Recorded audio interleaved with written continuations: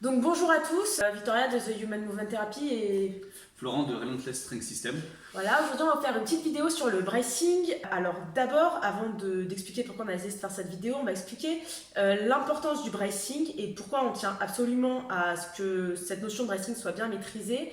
Parce qu'on voit beaucoup de personnes qui en fait n'ont pas ne savent pas bien bracer et du coup il y a des pressions énormes qui se font sur le rachis dorsal, sur les hanches, sur l'ensemble du corps et ça amène à des blessures ou à des douleurs. Euh, donc voilà, t'as autre chose à rajouter? Non. Non. Voilà, ça nous apparaît important de préciser l'importance du bracing. Donc l'objectif simple du bracing, c'est d'augmenter la pression intra-abdominale, d'engager tous les muscles de la section médiale pour diminuer la pression que vous allez avoir sur les disques intervertébrales et pour les disques intervertébraux et pour pouvoir mieux supporter la charge et gagner en force, tout simplement. Donc il y a une deuxième raison qui nous a amené à faire cette vidéo, c'est que dernièrement, on a vu beaucoup circuler sur les réseaux des posts qui disaient le bracing c'est pas bien, faut pas le faire, le bracing c'est bien, il faut faire comme ci, faut faire comme ça. On a vu vraiment tout et n'importe quoi circuler. Donc on voulait clarifier un petit peu les choses. De notre point de vue, il n'y a rien qui est tout noir ou qui est tout blanc. Il faut à chaque fois remettre les choses dans leur contexte. Donc le bracing n'est pas bien ou n'est pas bien. Il faut savoir quand est-ce qu'on l'utilise, pourquoi, et à partir de là, il y a une manière spécifique de le réaliser. Donc dans notre cas, vu qu'on s'occupe d'athlètes dans le power, dans les sports de force en tout cas, il faut savoir que le powerlifting et les sports de force représentent un environnement extrême où on n'est pas juste dans la vie de tous les jours et on soulève un petit sac de sable. On est en train de soulever des charges qui sont extrêmement lourdes, qui créent une pression sur le rachis dorsal très importante. Et donc, il faut lutter contre la gravité, mais ce n'est pas tout. Il ne faut pas juste lutter contre la gravité, il faut en plus surmonter en fait la gravité et soulever la charge en fait. Donc, du fait de cet environnement extrême, il y a une manière très précise de faire son bracing par rapport à ce contexte-là. Donc le bracing. Déjà, je voudrais parler d'un nombre de choses qu'on peut voir se faire en compétition sur les réseaux ou enfin de partout, de par des nouveaux athlètes que j'ai ou quoi. On peut voir des gens en fait qui pensent que le bracing, ça se résume à serrer ses abdos ou gonfler son ventre contre la ceinture et bloquer sa respiration. Alors le bracing, ça se résume pas juste à faire la manœuvre de ce qui est appelé la manœuvre de Valsalva et à serrer ses abdos. Le bracing, c'est plus que ça. Pour faire un bracing efficient, il y a globalement 3 points, qu'on peut parfois diviser en 4, on va dire 3 vrais points, qui sont essentiels à respecter. Le premier, ça va être avoir une bonne position ou aussi une bonne posture. Le deuxième élément, ça va être adopter une respiration diaphragmatique, donc avec une bonne mécanique respiratoire. Et le troisième élément, ça va être de créer une tension idéale via 2 éléments. Une contraction volontaire et également une manœuvre de Valsalva qui vont permettre à L2 de créer une pression intra-abdominale efficiente. Donc on va attaquer par le premier point qui est la posture. Donc qu'est-ce qu'une bonne posture? Donc dans le contexte de la force athlétique, une bonne posture, donc tout n'est pas blanc ou noir, ça reste un spectrum à respecter. Donc ça va être le diaphragme aligné avec le pelvis, pas d'hyperextension thoracique, pas d'hyperextension lombaire, d'accord? Donc globalement, ça va être une position neutre ou qui se rapproche le plus possible de la neutralité. On peut remarquer dans certains cas une légère flexion ou une légère extension, c'est pas à diaboliser, mais l'idéal c'est une position neutre et le diaphragme étant aligné avec le pelvis. Donc dans cette neutralité à obtenir, comme je l'ai dit, il y a quand même un spectrum à avoir. On remarque des gens avec une petite extension ou une petite flexion, c'est pas à diaboliser, d'accord? Même si le but c'est de se rapprocher au plus de cette position neutre pour avoir une bonne mécanique de respiration avec le diaphragme, parce que si vous êtes en hyper extension, vous allez avoir le diaphragme qui devient désaligné du pelvis et vous ne pourrez pas avoir une mécanique optimale pour pouvoir respirer par le diaphragme. Et en faisant ça, vous allez également désengager les muscles de l'abdomen. Qui vont être étirés. Voilà. Et vous allez sursolliciter les muscles lombaires. Et pour avoir un bracing disons des plus optimales, l'idéal c'est d'engager tous les muscles de la section médiale de façon de les contracter de la façon la plus forte possible. Et en ayant votre grand droit étiré, vous ne pourrez pas le contracter de la façon la plus efficace possible, tout simplement.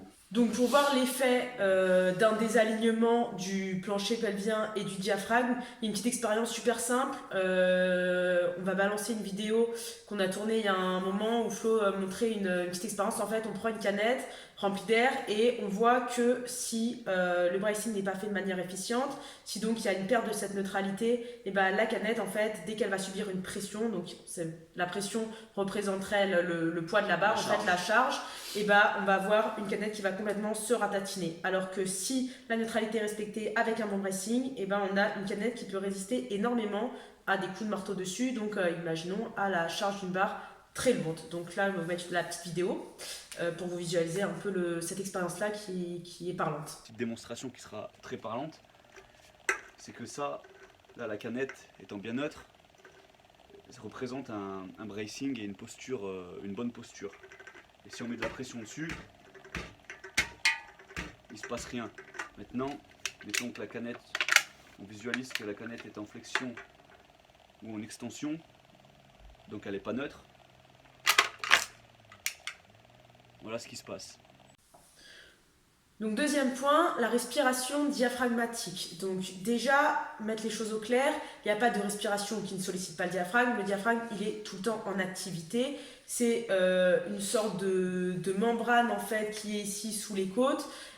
Et quand on inspire, normalement, elles sont censées s'abaisser pour créer ici de l'espace, pour amener un maximum d'air dans la région du ventre. Le problème, c'est quand on vient respirer avec le chest, avec la poitrine, on a peu de mouvement ici, on a énormément de mouvement qui se fait par le haut, et du coup, on a beaucoup de muscles qui viennent compenser pour permettre à la cage thoracique de s'élever et d'amener de l'air. Parce que si l'air ne vient pas ici, la place ici est très réduite, il faut essayer de créer de l'espace, et donc on a les trapèzes, tous les muscles du cou, qui, au lieu d'être des muscles qui vont nous servir pour nos lifts, vont devenir des muscles accessoires inspirateurs. C'est-à-dire qu'ils vont commencer à remplir une fonction pour nous permettre de respirer, qu'ils ne devraient pas faire. Ils vont se surfatiguer, ils vont être moins efficients pour nos lifts, et on va avoir des tensions qui peuvent se créer. Donc une bonne respiration diaphragmatique, elle nécessite deux choses, l'alignement donc du plancher pelvien et du diaphragme, et une expansion abdominale à 360 degrés. Ce qui veut dire que quand on inspire, on devrait vraiment ici voir tout le ventre se gonfler, les érecteurs devraient même gonfler un petit peu derrière, sur le côté, sur les obliques, on devrait vraiment gonfler ça comme un ballon sur tous les côtés, il n'y a pas juste un côté qui gonfle, et avoir un léger mouvement vers le haut, mais on ne devrait jamais voir les trapèzes monter. À partir du moment où vous voyez quelqu'un qui respire en montant comme ça, c'est qu'il respire de la mauvaise manière. Donc, importance d'avoir cette respiration diaphragmatique pour le bon bracing. Et donc, l'intérêt en fait d'avoir une bonne respiration diaphragmatique, c'est que tous les muscles abdominaux, les obliques, le transverse, ils vont accomplir leur fonction pour le bracing et ne vont pas devoir remplir une fonction accessoire. Donc si vous avez votre plancher pelvien et vos diaphragmes qui s'alignent bien, qui permettent d'avoir cette hyperpression intra-abdominale, d'avoir vraiment une sorte de bloc aligné, vous allez avoir vos obliques et vos transverses qui vont être, et tous les muscles du corps, qui vont être disponibles pour accomplir la fonction du bracing. Donc la respiration, elle est fondamentale pour avoir un bracing efficient. D'ailleurs, si vous observez un bébé, bon, le bébé, il y a des raisons particulières parce qu'il n'a pas les côtes qui sont solides comme nous, etc. Donc il ne peut pas respirer comme par la poitrine.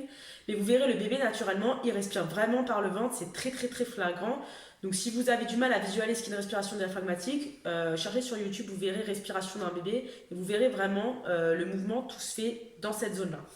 Donc, le troisième point, une fois qu'on a acquis cette bonne position et cette bonne respiration, ça va être d'augmenter un maximum la pression intra-abdominale pour pouvoir mieux supporter la charge et réduire la pression intervertébrale, de par la contraction musculaire de tous les muscles de la section médiale et de par la manœuvre de Valsalva.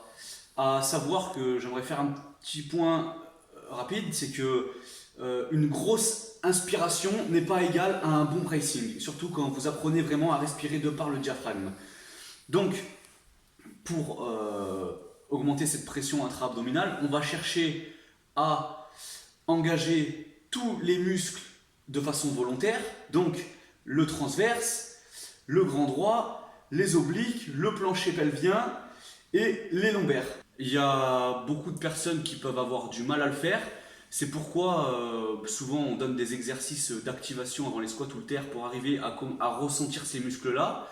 Et la chose qu'on peut faire en plus pour arriver à les engager en fait, c'est d'aller chercher à expirer, c'est un type de Victoria, c'est d'aller chercher à expirer très fort avec les lèvres pincées.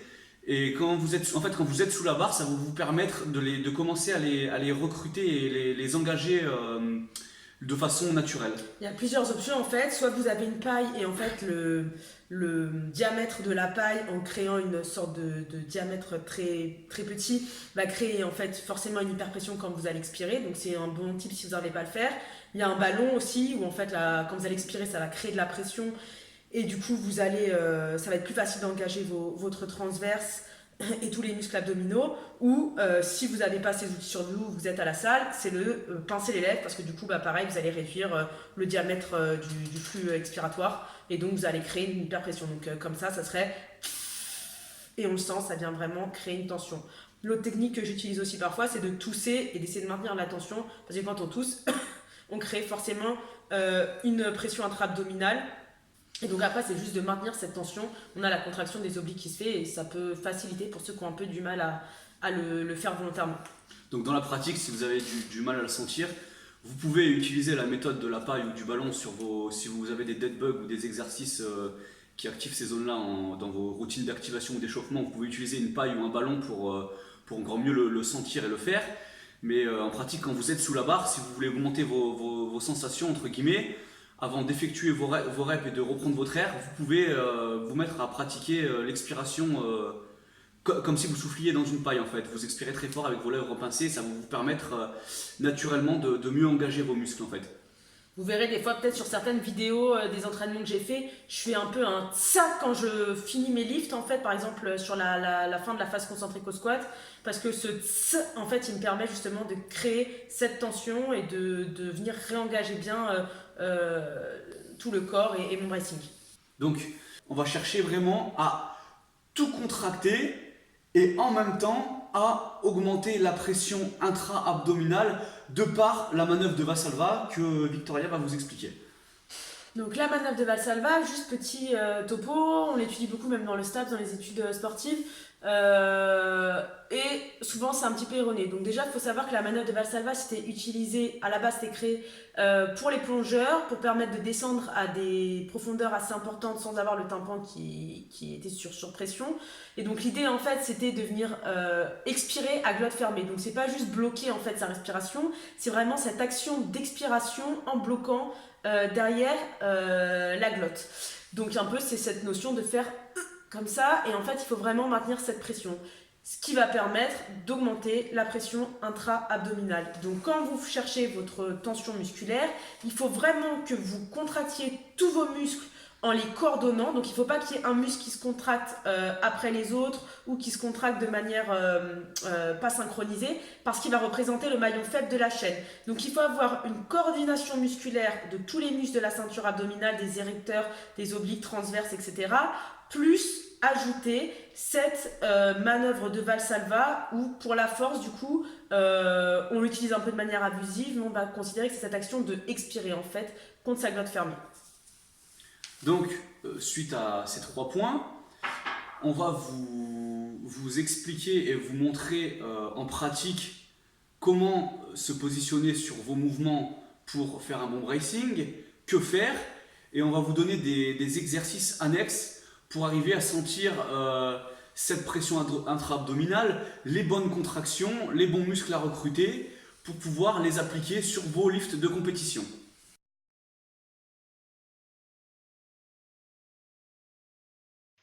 Application du bracing au squat.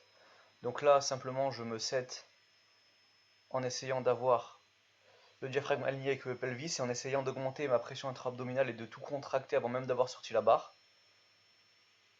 Et une fois en place, je m'assure d'avoir le dos neutre, le diaphragme aligné avec le pelvis, et je vais chercher à augmenter ma pression intra-abdominale. Donc là, on peut voir ce qu'il ne faut pas faire. car ça désaligne le diaphragme du pelvis et que vous allez désengager les muscles qui vont vous servir à être solide. Et là, voilà la rectification à apporter.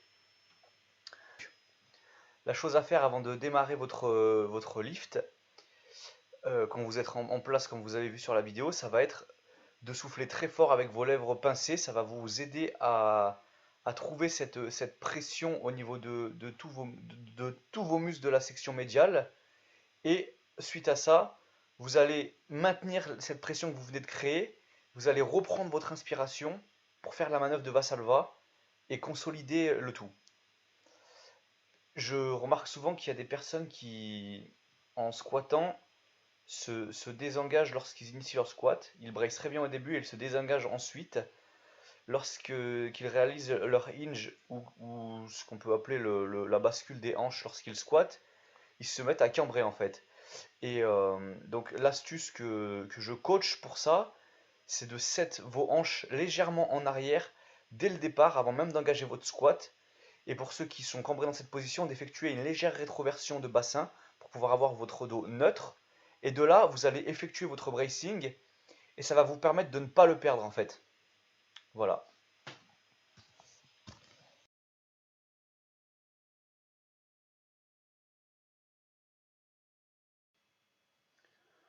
Donc pour le soulevé de terre, c'est très simple. Personnellement, je recommande de prendre votre bracing en position haute parce que selon moi, et c'est ce que je coach, vous aurez un meilleur bracing et une meilleure tension et vous arriverez mieux à augmenter votre pression intra-abdominale au terre et à la maintenir comme ça. Donc, vous partez d'une position neutre. Vous allez, pour ceux qui ont du mal à créer de la tension volontairement sur les bons muscles, vous allez expirer très fort entre vos lèvres pincées. Ensuite, vous allez reprendre votre souffle en maintenant la tension que vous venez de créer après expiration. Donc vous allez reprendre votre souffle en respirant avec votre diaphragme pour augmenter votre pression intra-abdominale.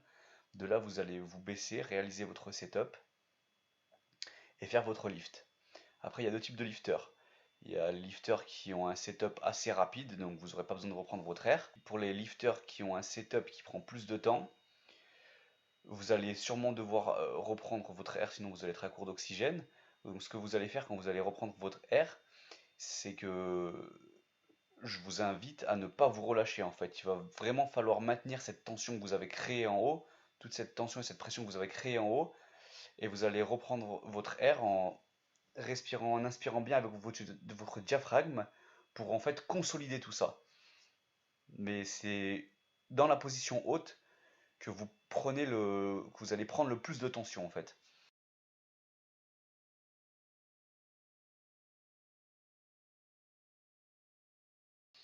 Pour travailler sa respiration diaphragmatique, pour ceux qui ont du mal, il y a l'exercice du crocodile breathing qui est très intéressant. On vient prendre un petit support, un disque ou un foam roller, on le place dans le bas du dos. Et le but, ça va être de respirer en le faisant s'élever. Donc quand je vais respirer avec le diaphragme, je vais gonfler le ventre à 360 degrés et on voit que le petit disque, il s'élève vers le haut. Les trapèzes, ils bougent pas, mon cou reste relâché. Et c'est vraiment le disque qui s'élève parce que je gonfle mon ventre à 360 degrés. Ce que je ne veux pas voir, c'est une respiration qui va solliciter les trapèzes, comme on le voit là, où j'ai les trapèzes qui s'élèvent et le petit disque ne bouge pas. Donc c'est un super exercice pour apprendre à respirer correctement.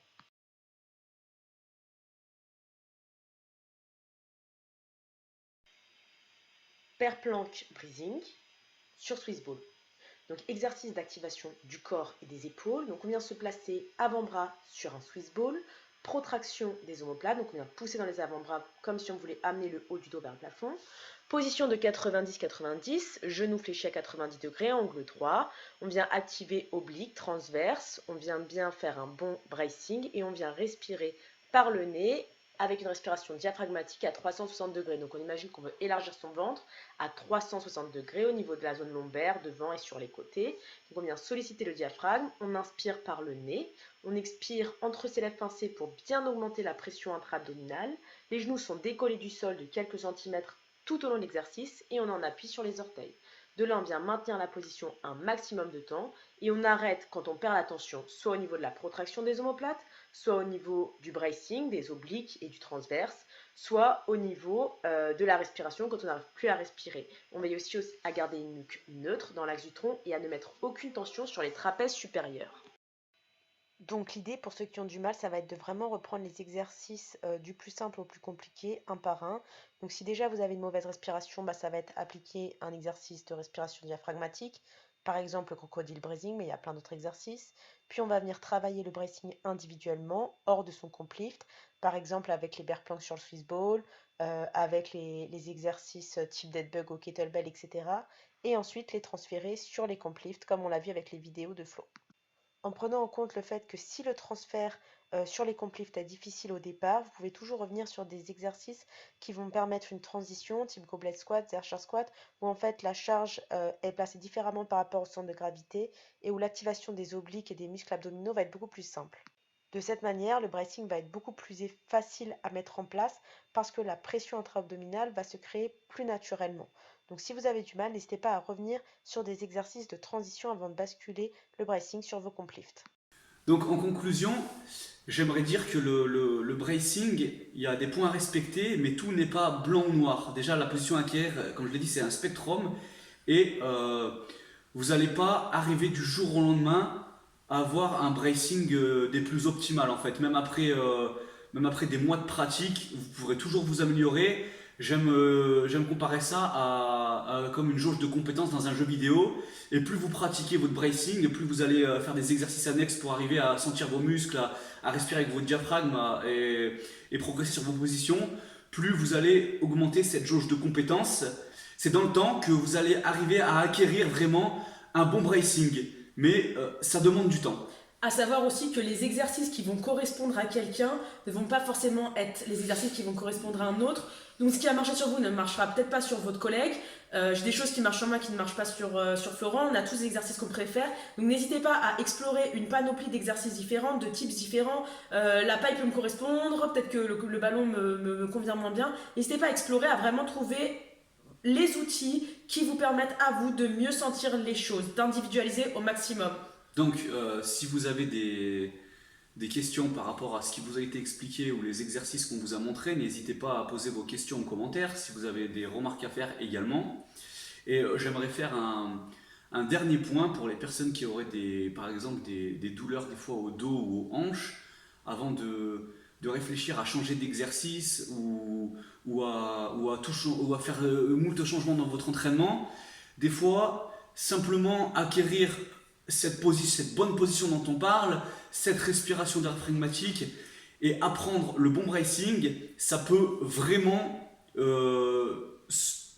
dans certains cas, solutionner ou réduire les douleurs que vous pouvez avoir aux hanches, donc des fois sur les fessiers, les adducteurs ou au dos. Parce que vous n'allez pas avoir en fait de déplacement de la tension sur des muscles qui ne devraient pas soutenir cette tension.